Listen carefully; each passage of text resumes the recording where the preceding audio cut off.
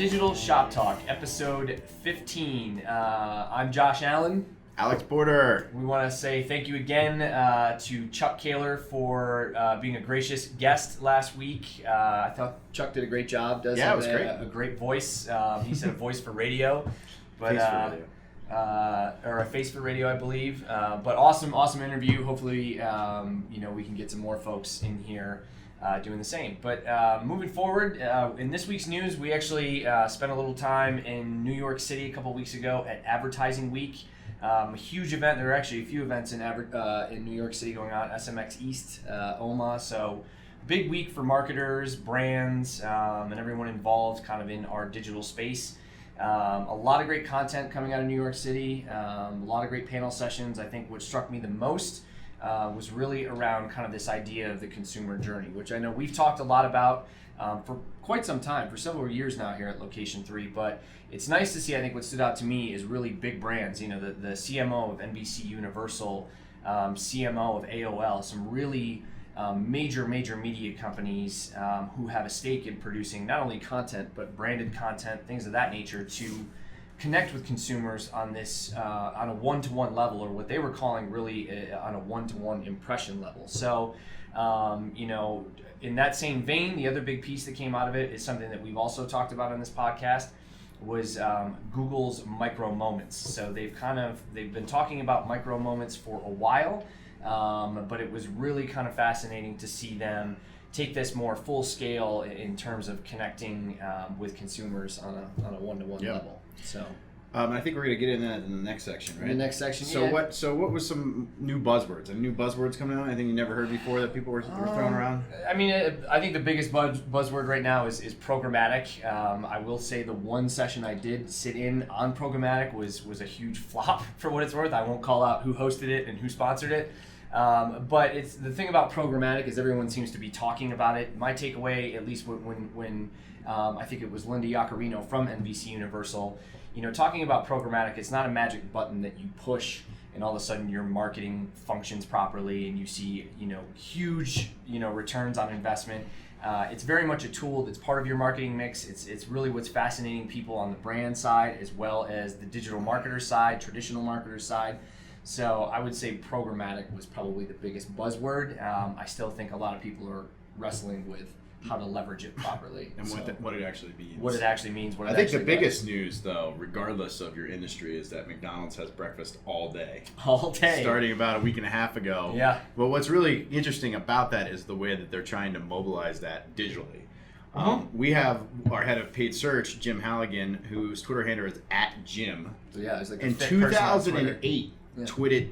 Yeah, I guess. Past tense of tweeted to @McDonald's in 2008. If I were president, I would have breakfast all day. And they literally tweeted him back. Yeah. Yesterday and said, "Today's the day." So 7 years later, they found this content and tweeted him back, and it's now been retweeted like some 300 times. Yeah.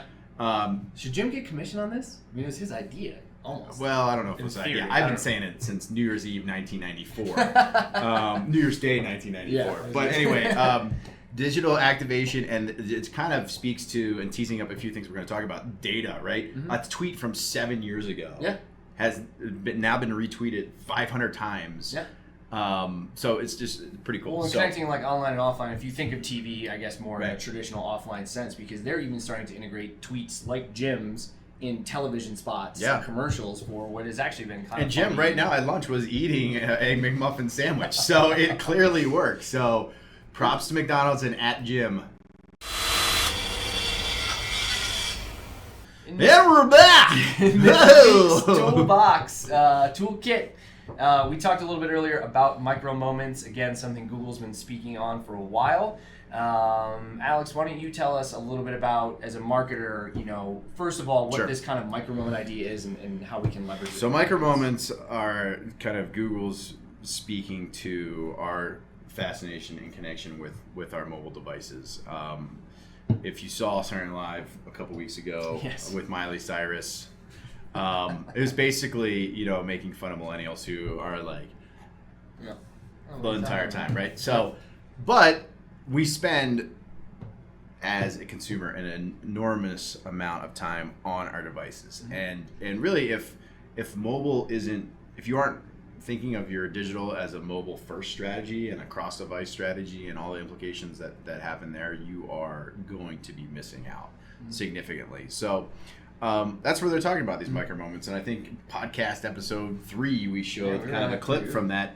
But it's really about these opportunities you have, and they're so fast and they're so fleeting, and you need to show the right stuff at the right time. And if you don't, you're gonna miss. And I think Google even says in kind of their recent publication from last month in September, following up on the original micro moments, launch, if you will, was kind of you need to be there in those moments. You need to be relevant, with the proper information, and you need to actually be pretty quick with delivering that information. So when you think about user experience, we think of it in a literal sense. I think, didn't we use in the previous episode, we searched for the closest beer, and I got Lanny's Clock Tower. Yeah, which is having a burlesque show for Halloween. I think I might go, actually.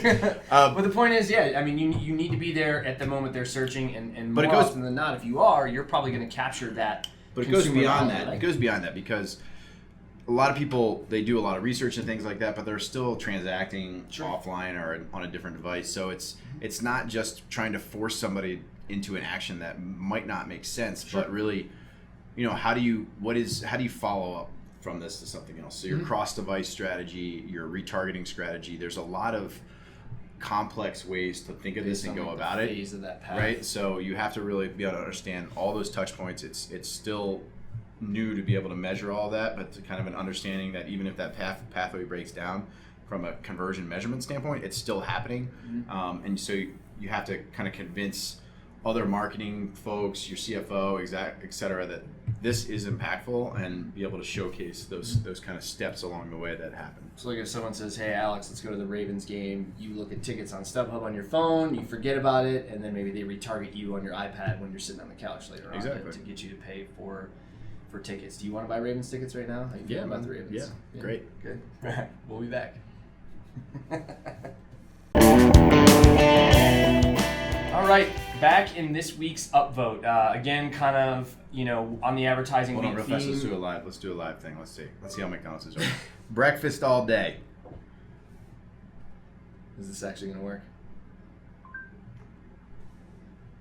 Huh. IHOP's killing it. Ooh, IHOP comes up. Killing it. Apparently other brands other than McDonald's are so why isn't McDonald's buying the keyword breakfast all day? What a miss. McDonald's, call us up. You're missing big time. What is up? That's the downvote for this week. That's sad. But in the upvote, great spot from Adobe, kind of, I think we talked about buzzwords earlier. Last year, the biggest buzzword was big data. Everyone talking about big data and harnessing big data and blah, blah, blah. But it was really a lot of empty talk, if you will. So check this spot out from Adobe, poking fun at big data. 10, 9, 8, 7. Sir, it's the sponsor. Data shows we need to make the logo bigger. Thanks, Mission Control. We are ready. Again. 9, 8, 7, 6. Sir, it's the sponsors again. Data shows millennials don't like the color. And we need a hashtag. 10,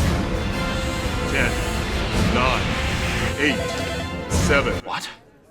Search data shows Mars is no longer trending? They want to send them to Pluto. Pluto? プルード冥王星ってそれ惑星じゃないだろ 8, 7, 6, 5, 4, 3, 2, 1. What happened? Sorry, guys. They burnt up their budget. We have to push the launch to Q4.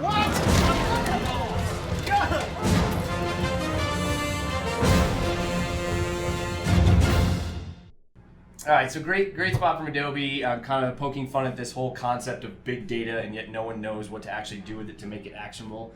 I mean, what are your thoughts on big data and kind of all of the white noise around it, and how do you actually leverage it?